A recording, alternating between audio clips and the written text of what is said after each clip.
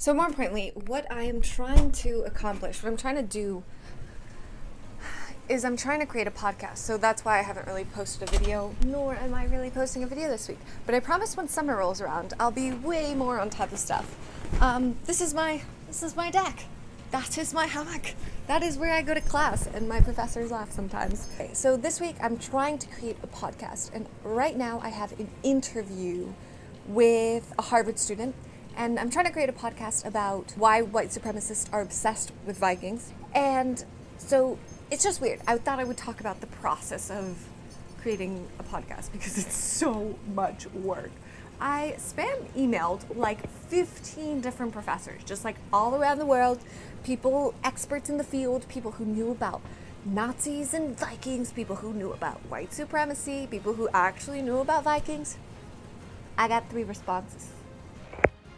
So the way I find professors or like notable people in the field is I tend to go to like news sources like The Economist, Time, and I find professors who they've interviewed or notable people in the field. If they've written articles, then I find their LinkedIn page, and from their LinkedIn page I go to this website called Rocket Reach, and then I type in their LinkedIn URL, and I really don't know how, but it ends up giving you their email.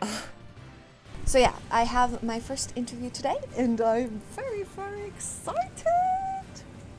First interview rescheduled, but I guess that's the way of the world. And it was also, I had planned for an interview tomorrow with another professor. Rescheduled that for 2. We're cutting time close to the actual production of this podcast. First interview was a success. Finally, 2 weeks later, first interview, very, very exciting. And it was great. It was only 30 minutes, but it's going to be a lot more tedious when I have to go back through that footage. So the actual interview, grand, it was great. Oh yeah, I had some questions prepared, so I just kind of asked her some of those questions, but we went more like, go with the flow, go with the conversation. Yeah. Okay, this is day 2. I'm excited. I have my second interview, and so this is with a professor at Brandeis University. We've rescheduled twice, but it's okay. I'm fully okay with that. Look how academic I look. I think this is going to be my most nerve-wracking interview because she's not like a student. She doesn't work at NYU. I have no prior like history with her, so I'm very, very excited. I'll let you guys know how it is. Grand. The interview was grand. Don't you agree, David? Yes. Okay, 2 out of 3 interviews. The next one is tomorrow. Okay, see, so I have to completely rearrange my script. I had a script written for the video, but by talking to the experts, I learned so many new cool things that I really, really want to include in the podcast. For example, did you know that apparently there was like a whole group of like scholars, not only in Europe, but in America in the 19th century that were looking to like trace back to the idea of Vinland.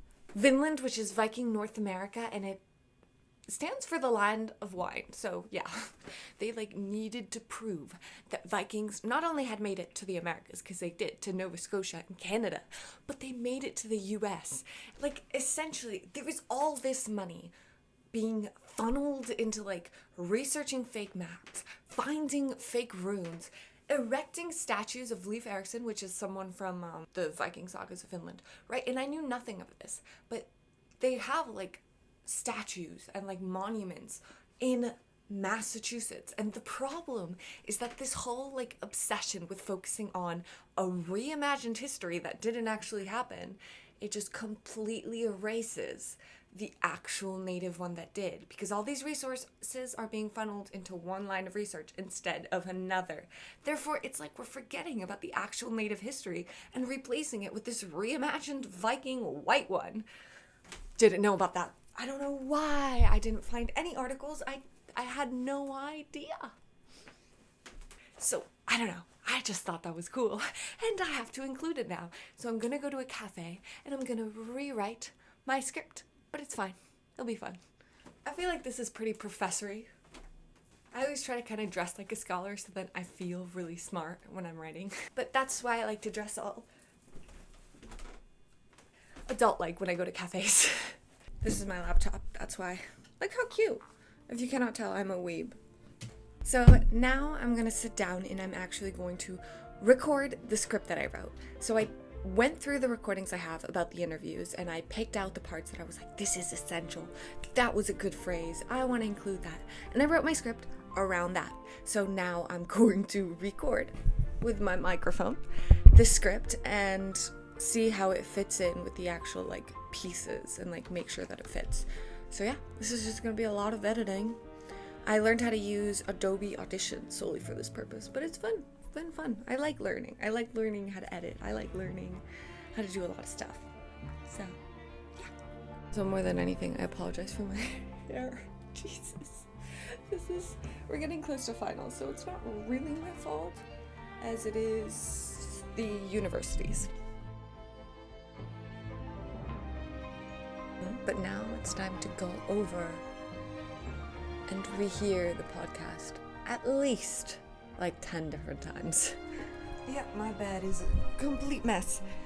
I know this isn't the content that most of you guys are looking for, but thank you for bearing with me with this video. I just feel like I haven't posted in a while and I needed to post something, so I was like, you know what, let's just show everybody what I've been working on. But yeah, it's basically been this podcast, which once I have more time over the summer, I can create podcasts and videos, which would be kind of cool, right? But yeah, if you like this video, give it a thumbs up, subscribe, and move on to your next video, which just hopefully happens to be one of mine. Thanks, guys.